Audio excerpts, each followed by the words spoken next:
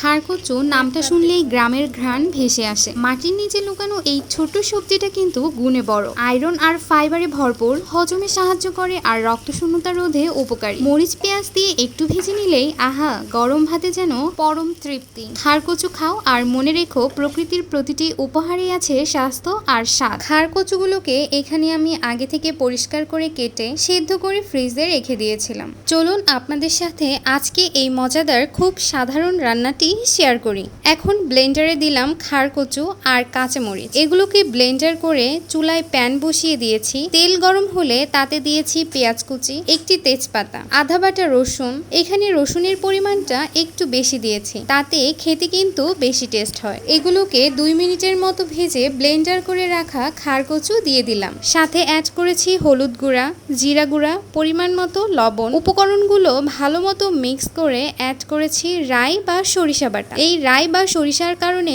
রেসিপিটি খেয়ে আপনি বুঝতেই পারবেন না যে আপনি খারকচু খাচ্ছেন। এখন লো হিটে ভেজে এমন মাখো মাখো হয়ে আসলেই রেডি। সকলে ভালো থাকবেন, সুস্থ থাকবেন। সবাইকে আল্লাহ হাফেজ।